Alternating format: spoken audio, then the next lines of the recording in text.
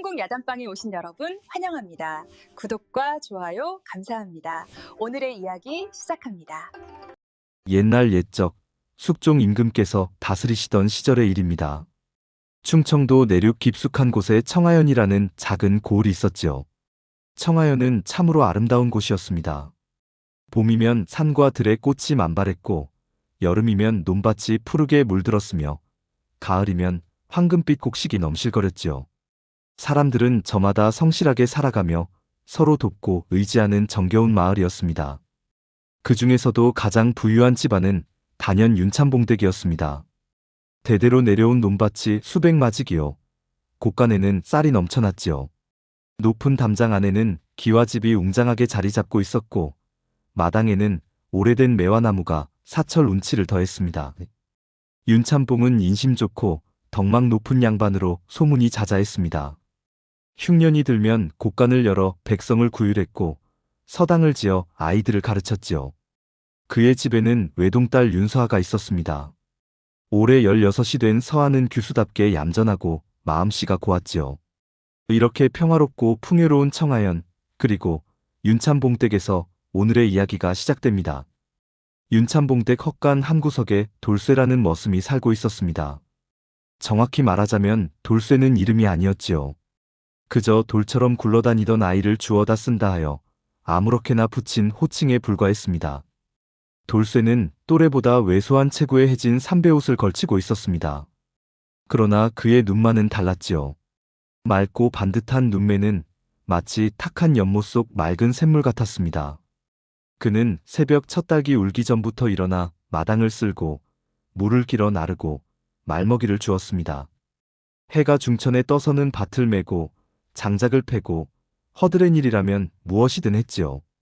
말수가 적고 묵묵히 일만 하는 돌쇠였지만 그의 가슴속 깊은 곳에는 아무도 모르는 불씨가 타오르고 있었습니다. 그것은 언젠가는 사람 대접을 받고 싶다는 감히 입 밖에 낼 수 없는 소망이었지요. 하지만 현실은 냉혹했습니다. 돌쇠는 사람이 아닌 짐승 취급을 받았고 밥그릇조차 개와 함께 마당 한 구석에서 받아먹어야 했습니다. 그렇게 돌쇠는 12살부터 이 집에서 머슴살이를 시작하여 어느덧 20살이 되어 있었습니다.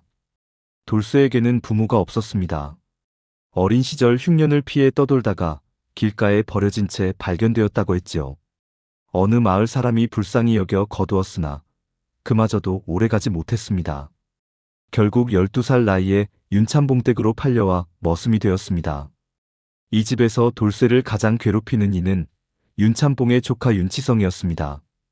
30이 넘은 나이에 과거에 번번이 낙방한 그는 늘 불만투성이었지요. 윤치성은 돌쇠만 보면 고함을 질렀습니다. 이놈아, 네가 감히 마루에 그림자를 들이우느냐? 그는 돌쇠만 보면 트집을 잡았습니다. 때로는 까닭없이 뺨을 때리기도 했지요. 돌쇠는 그저 고개를 숙이고 참을 뿐이었습니다. 그러나 이 집에도 돌쇠를 딱하게 여기는 이가 한 사람 있었습니다. 부엌을 맡은 늙은 노파 월선이었지요. 월선은 돌쇠가 굶는 날이면 몰래 식은 밥이라도 쥐어주곤 했습니다. 월선 할머니는 한숨을 쉬며 중얼거리곤 했지요. 불쌍한 것, 언제 이 고생이 끝날꼬? 그리고 또 한 사람, 돌쇠의 눈길이 닿을 듯 말 듯한 곳에 윤참봉의 외동딸 윤서아가 있었습니다. 16살의 서아는 규수답게 안채를 떠나지 않았지만 가끔 마당 너머로 돌쇠의 모습을 지켜보곤 했지요. 돌쇠는 그 시선을 느꼈지만 감히 고개를 들 수 없었습니다.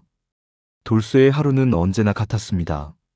새벽 첫 닭이 울면 일어나고 밤 이경이 되어서야 헛간으로 돌아왔지요. 그 사이 쉴 틈은 없었습니다.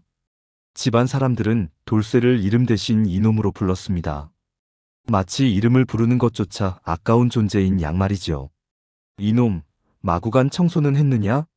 이놈, 장작이 모자라니 어서 패어오너라. 하지만 돌쇠는 묵묵히 견뎠습니다. 다른 선택지가 없었으니까요. 그런데 요즘 들어 집안 분위기가 심상치 않았습니다. 윤참봉의 건강이 눈에 띄게 나빠지고 있었던 것이죠. 60을 넘긴 윤참봉은 기침이 잦아지고 걸음걸이도 불안정해졌습니다. 한의원에서 약을 지어다 먹었지만 차도가 없었지요. 이상한 일도 있었습니다. 어느 날 돌쇠가 사랑채 마루를 닦고 있을 때 윤참뽕이 지나가다 멈춰 섰습니다. 그리고 한참이나 돌쇠를 내려다보더니 깊은 한숨을 쉬었지요. 참으로 묘한 일이로구나. 돌쇠는 그 말뜻을 알 수 없었습니다. 그리고 또 하나 서아의 시선이 부쩍 잦아졌습니다. 안채 창문 너머로, 중문 틈새로 서아는 자주 돌쇠를 바라보았지요. 어느 날은 돌쇠가 마당에서 물동이를 나르다 발을 헛디뎠습니다. 그때 서아가 작은 비명을 질렀지요. 마치 자신이 넘어진 것처럼 말입니다. 돌쇠는 고개를 들었지만 서아는 이미 안채로 사라진 뒤였습니다. 그날은 갑자기 찾아왔습니다. 추석을 며칠 앞둔 어느 저녁이었지요. 윤참뽕이 사랑채에서 저녁을 드시다 갑자기 쓰러지고 말았습니다. 집안이 순식간에 발칵 뒤집혔습니다. 급히 한의원을 불렀고 집안 식구들이 모두 사랑채로 모여들었지요. 대감마님, 대감마님. 하인들이 급히 윤참뽕을 부르짖었습니다. 돌쇠는 멀찍이 마당 한구석에서 그 광경을 지켜볼 수밖에 없었습니다. 사랑채는 머슴이 함부로 들어갈 수 있는 곳이 아니었으니까요. 한의원이 맥을 짚어보더니 고개를 저었습니다. 오래 버티시기 어려울 듯합니다. 마음의 준비를 하시는 게. 집안 여인들의 울음소리가 터져나왔습니다. 서아도 안채에서 오열하는 소리가 들렸지요. 밤이 깊어갔습니다. 집안 식구들은 하나둘 지쳐 물러갔고 사랑채에는 촛불만 외롭게 타오르고 있었습니다. 돌쇠는 헛간으로 돌아가지 못하고 마당 구석에 웅크리고 앉아 있었습니다. 가슴 한 구석이 무너지는 것 같았지요. 윤참뽕은 돌쇠를 학대하지 않았던 유일한 양반이었습니다. 말을 건네지는 않았지만 적어도 때리거나 모욕하지는 않았지요. 그리고 무엇보다 돌쇠에게는 알 수 없는 끌림이 있었습니다. 마치 그 사람만은 지켜야 한다는 본능 같은 것 말이지요. 돌쇠는 조용히 일어나 부엌으로 향했습니다. 밤새도록 약을 다리기 위해서였습니다. 누가 시키지 않았지만 그렇게 해야만 할 것 같았지요. 새벽녘이 되었습니다. 돌쇠는 정성껏 다린 약을 들고 사랑채 앞에 섰습니다. 하지만 문턱을 넘을 수가 없었지요. 머슴이 주인의 침소에 들어가는 것은 용납될 수 없는 일이었습니다. 자칫하면 매를 맞거나 쫓겨날 수도 있었지요. 돌쇠는 한참을 망설였습니다. 그때 안에서 신음소리가 들려왔습니다. 물물을. 더 이상 참을 수가 없었습니다. 돌쇠는 조심스럽게 문을 열고 사랑채 안으로 들어갔지요. 방 안에는 윤참뽕이 홀로 누워 있었습니다. 얼굴은 창백했고 입술은 바싹 말라 있었지요. 돌쇠는 떨리는 손으로 약사발을 윤참뽕의 입가에 가져다 댔습니다. 대감마님, 약을 드셔야 합니다. 윤참뽕의 눈이 희미하게 떠졌습니다. 그리고 돌쇠의 얼굴을 바라보더니 무언가를 중얼거렸지요. 네가 왔구나. 돌쇠는 조심스럽게 약을 먹였습니다. 한 모금, 두 모금, 천천히 말이지요. 약을 다 먹인 돌쇠가 물러나려는 순간 윤참뽕의 손이 돌쇠의 손목을 붙잡았습니다. 가지 말거라.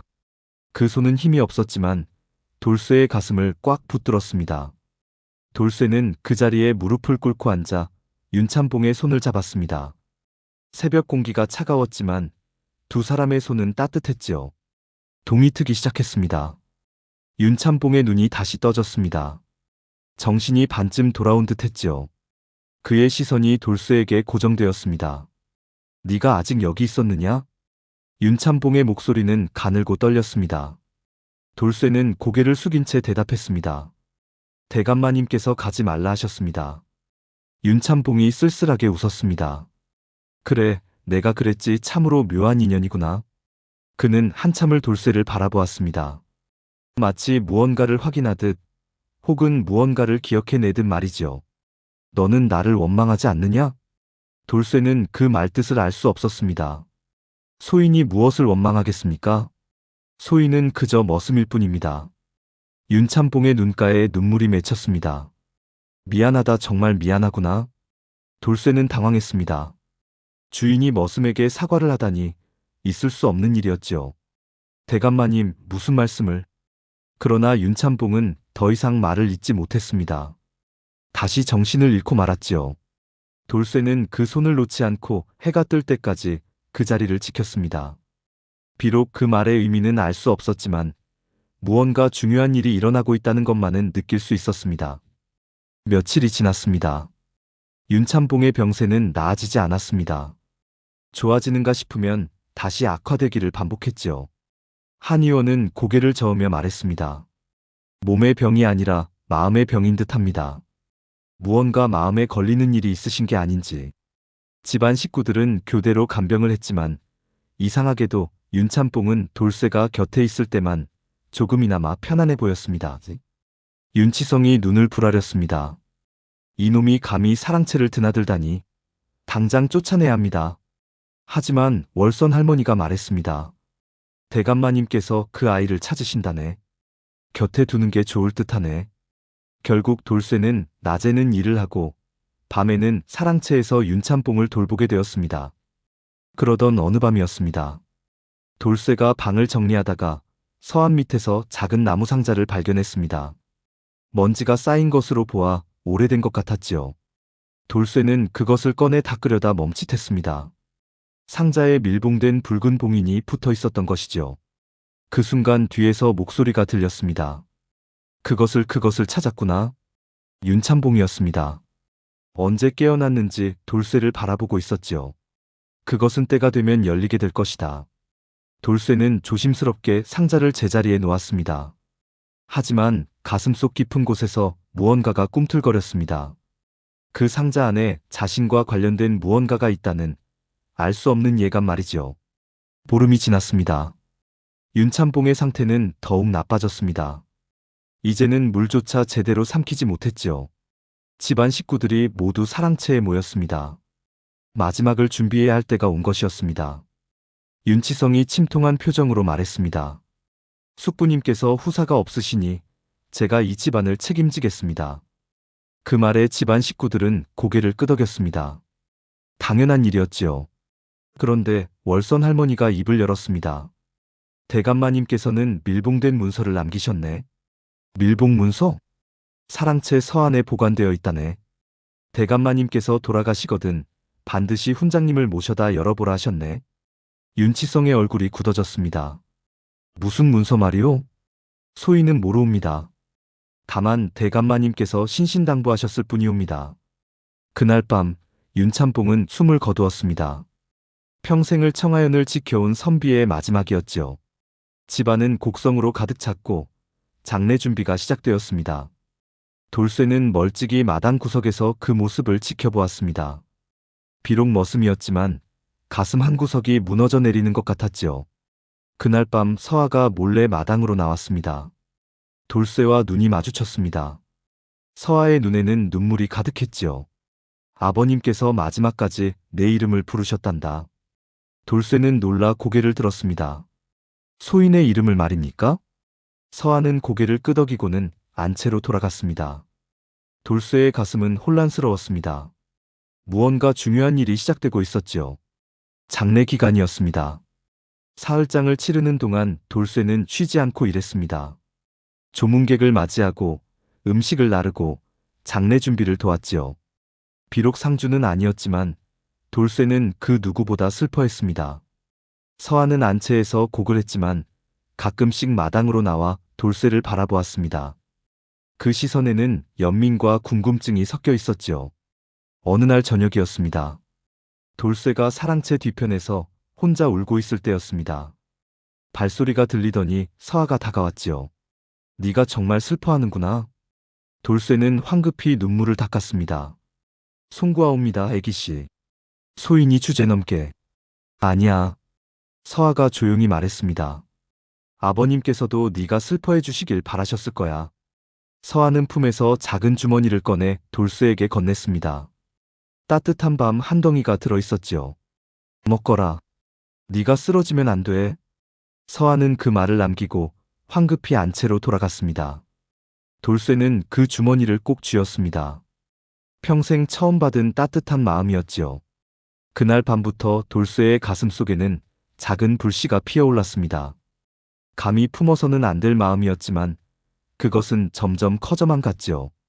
서아 역시 마찬가지였습니다. 안채 창가에서 돌쇠를 바라보는 시간이 길어졌습니다. 머슴과 양반 규수, 넘을 수 없는 벽이 있었지만 마음만은 어쩔 도리가 없었지요. 달빛이 두 사람을 비추었습니다. 아직은 닿을 수 없는 거리였지만 그 마음만은 같은 곳을 향하고 있었습니다. 장례가 끝났습니다. 윤참봉은 선산에 고이 묻혔고 집안은 상복을 입은 채 일상으로 돌아가기 시작했지요. 그런데 돌쇠의 처지는 더욱 위태로워졌습니다. 윤치성이 집안에 실권을 쥐게 되자 가장 먼저 한 일이 머슴들을 정리하는 것이었습니다. 쓸데없는 입만 추려야 한다. 먹여 살릴 여유가 없어. 사실 윤참봉 댁은 여전히 부유했습니다. 하지만 윤치성은 자신의 권위를 세우기 위해 집안을 엄하게 다스리기 시작했지요. 특히 저놈, 돌쇠라는 놈은 당장 내쫓아라. 주인 방에까지 들락날락하던 버릇없는 놈이다. 집안 사람들은 아무 말도 하지 못했습니다. 돌쇠는 헛간을 정리하기 시작했습니다. 떠날 준비를 해야 했지요. 평생을 이곳에서 살았지만 가져갈 것은 아무것도 없었습니다. 해진 옷까지 몇 벌이 전부였지요. 그날 밤 월선 할머니가 찾아왔습니다. 이놈아, 아직 가지 마라. 할머니 가야 합니다. 이미 쫓겨났습니다. 월선 할머니는 고개를 저었습니다. 내일 훈장님이 오신다. 대감마님의 밀봉 문서를 열어볼 날이다. 그것이 소인과 무슨 상관이 있겠습니까? 모른다 하지만 대감마님께서는 네가 그 자리에 있기를 바라셨다. 돌쇠는 멈칫했습니다. 이튿날 아침 집안 식구들이 모두 사랑채에 모였습니다. 고을에 훈장이 도착했고 윤참봉이 남긴 밀봉 문서를 가져왔지요. 돌쇠는 마당 한 구석에서 지켜볼 수밖에 없었습니다. 훈장이 붉은 봉인을 뜯었습니다. 그리고 문서를 읽기 시작했습니다. 훈장의 목소리가 사랑채 안을 가득 채웠습니다. 고 윤참봉의 유언장을 낭독하겠습니다. 집안 식구들이 숨을 죽였습니다. 윤치성은 당연히 자신이 상속자로 지목될 것이라 믿고 있었지요. 첫째, 나 윤호진은 평생 이 청하연을 지키며 살아왔으나 하늘이 내린 죄로 인해 외동딸 서하 외에는 자식을 두지 못하였노라. 서하가 눈물을 닦았습니다. 둘째, 내 재산은 모두 윤씨 가문의 혈손에게 물려주고자 하노라. 윤치성이 만족스러운 표정을 지었습니다. 자신 외에 윤씨 혈손이 누가 있겠습니까? 셋째, 그 혈손이 누구인지는 이 문서와 함께 보관된 증표를 통해 확인할 것이며 훈장이 문서에서 작은 천조각을 꺼냈습니다. 거기에는 윤가의 문양이 수놓아져 있었지요. 이 문양과 같은 점을 몸에 지닌 자가 진정한 상속자임을 밝히노라. 집안이 술렁였습니다. 점이라니? 무슨 점 말씀입니까? 윤치성이 황급히 말했습니다.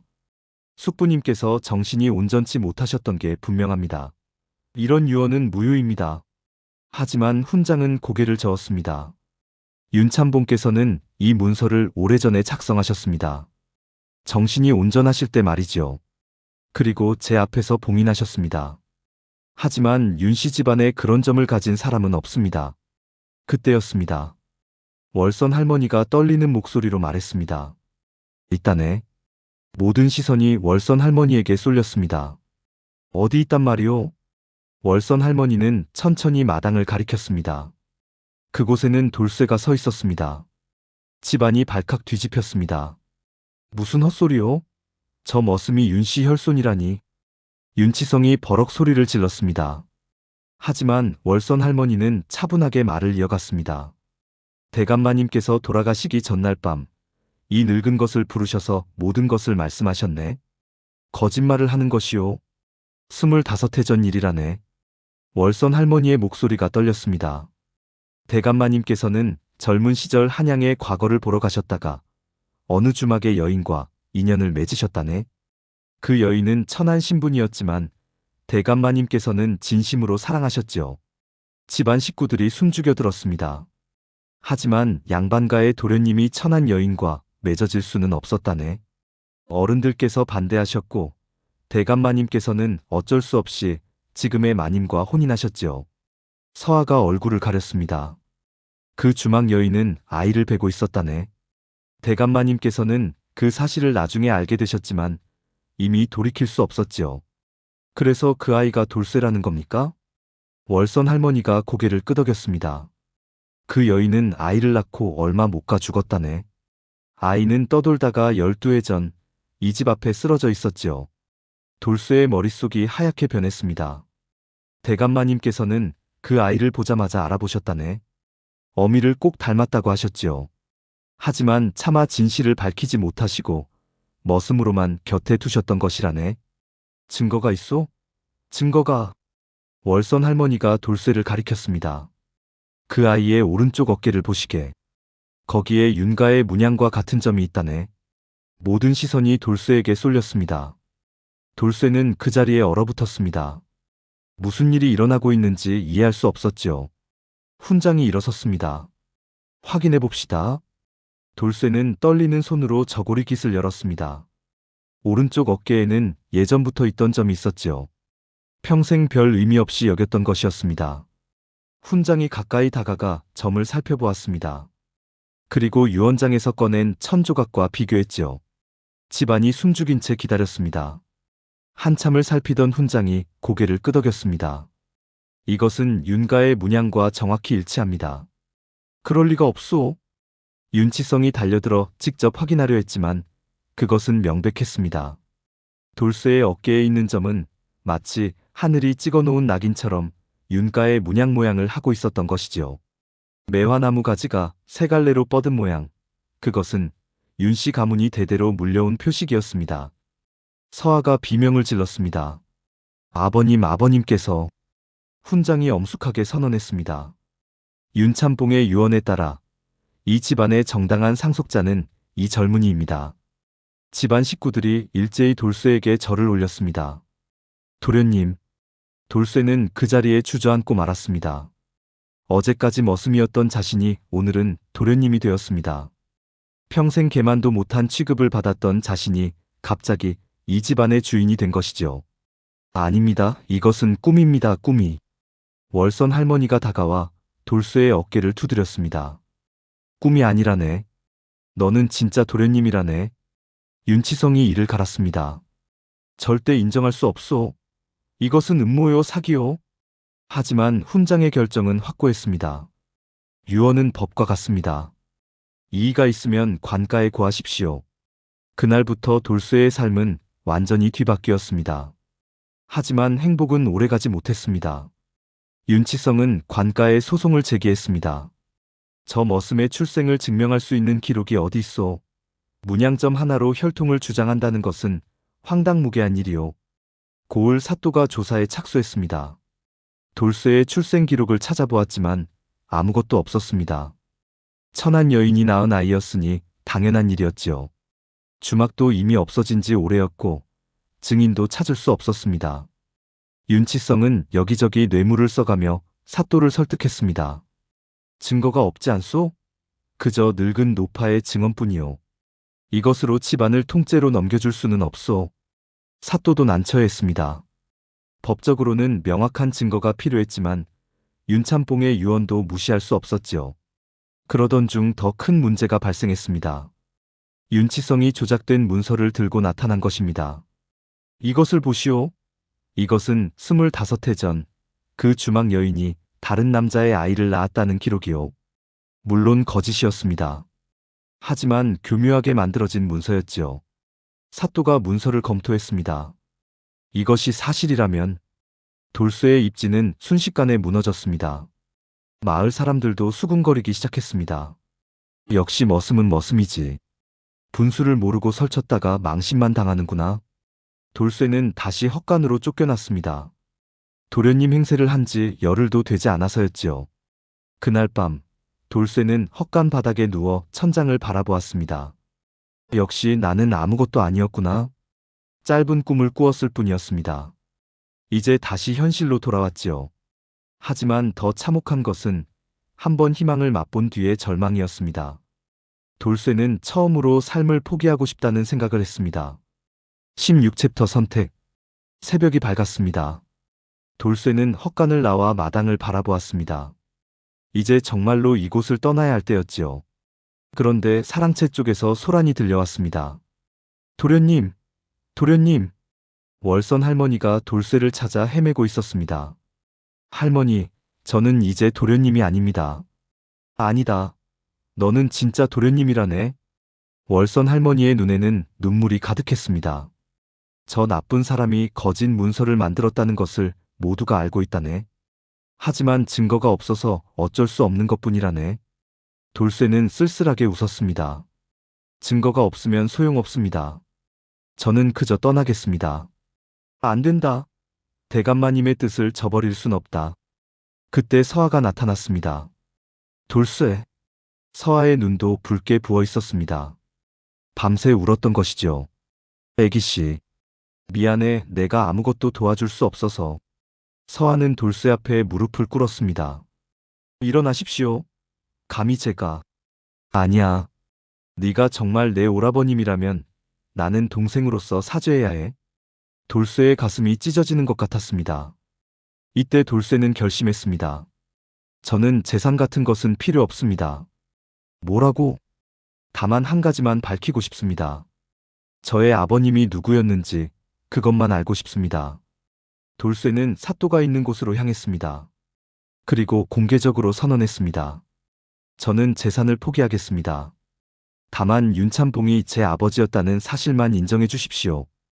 이 말에 마을 전체가 술렁였습니다. 재산을 포기하면서까지 진실을 밝히려는 모습에 사람들은 돌쇠의 진심을 느끼기 시작했습니다.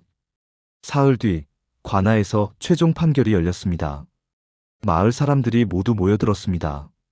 이 사건은 이미 청하연 전체의 관심사가 되었지요. 사또가 자리에 앉았습니다. 오늘 윤씨 집안의 상속 문제를 최종 판결하겠노라. 윤치성이 자신만만하게 앉아 있었습니다. 이미 승산이 있다고 여겼지요. 돌쇠는 조용히 고개를 숙이고 있었습니다. 사또가 입을 열었습니다. 윤치성, 그대가 제출한 문서에 대해 조사했노라. 예, 사또님. 그런데 이상한 점이 있더군. 윤치성의 얼굴이 굳어졌습니다. 문서의 종이와 먹물이 25해 전 것이 아니라 최근 것으로 밝혀졌느니라. 그럴 리가. 또한 문서를 작성했다는 관리의 이름으로 조회해보니 그런 관리는 존재하지 않았느니라. 관아 안이 술렁거렸습니다. 너는 허위 문서를 만들어 법을 기만하려 했도다. 아닙니다. 그것은. 그때 훈장이 일어섰습니다. 사또님, 제가 증거를 더 가지고 있습니다. 훈장은 오래된 편지 한 통을 꺼냈습니다. 이것은 윤참봉께서 돌아가시기 1년 전 제게 맡기신 친필 편지입니다. 봉인하시면서 필요할 때 공개하라 하셨지요. 사또가 편지를 받아 읽기 시작했습니다. 편지에는 윤참봉의 진심이 담겨 있었습니다. 젊은 시절의 사랑, 버릴 수밖에 없었던 여인, 그리고 평생의 죄책감이 적혀 있었지요. 나는 평생 그 아이에게 사죄해야 할 것이다. 내 아들을 머슴으로 부리며 살았으니 이 얼마나 큰 죄인가. 편지의 마지막에는 이렇게 적혀 있었습니다. 돌쇠는 내 아들이다. 부디 그를 윤씨 가문의 정당한 후계자로 인정해주기 바란다. 사또가 편지를 내려놓았습니다. 이것으로 충분하도다. 사또가 판결을 내렸습니다. 윤참봉의 아들은 돌쇠가 맞다. 그리고 윤씨 집안의 정당한 상속자 또한 돌쇠이니라. 관아 안에서 환호성이 터져나왔습니다. 판결이 내려지자 윤치성은 무릎을 꿇었습니다. 용서해 주십시오, 사또님. 하지만 사또는 냉정했습니다. 너는 허위 문서를 만들고 법을 농락했으며 조카의 권리를 빼앗으려 했도다. 그 죄가 가볍지 않으니라. 제발. 윤치성, 너는 3년 동안 변방으로 유배를 가도록 하라. 윤치성은 끌려나갔습니다. 그의 욕심이 결국 화를 불러온 것이죠. 돌쇠는 그 모습을 보며 복잡한 심정이었습니다. 기쁘기보다는 허무함이 먼저 밀려왔지요. 관아를 나선 돌쇠에게 마을 사람들이 모여들었습니다. 도련님, 축하드립니다. 돌쇠는 어색하게 웃었습니다. 어제까지 자신을 업신여기던 사람들이 오늘은 존대를 하니 세상이 참으로 묘하다는 생각이 들었지요. 집으로 돌아온 돌쇠를 월선 할머니가 반겼습니다. 이제야 제자리를 찾았구나. 할머니, 대감마님께서 하늘에서 얼마나 기뻐하시겠느냐? 돌쇠는 그제야 눈물을 흘렸습니다. 평생 숨기고 살았던 아버지, 차마 아들이라 부르지 못하고 머슴으로 곁에 두었던 그 마음이 이제야 이해되었지요. 아버님, 이제야 아버님이라 부를 수 있게 되었습니다. 서아도 다가왔습니다. 오라버님, 애기씨, 아니 서아. 두 사람은 마주보며 눈물을 흘렸습니다. 이제는 남매였지요. 그날 저녁, 돌쇠는 사랑채에 홀로 앉아 있었습니다. 책상 위에는 아버지가 남긴 책들이 놓여 있었습니다. 돌쇠는 조심스럽게 한 권을 펼쳤지요. 신기하게도 글자가 눈에 들어왔습니다. 사실 돌쇠는 어릴 적부터 몰래 글을 익혔던 것입니다. 사랑채를 청소하면서 벽에 걸린 글씨를 보고 버려진 종이를 주워 글자를 따라 썼지요.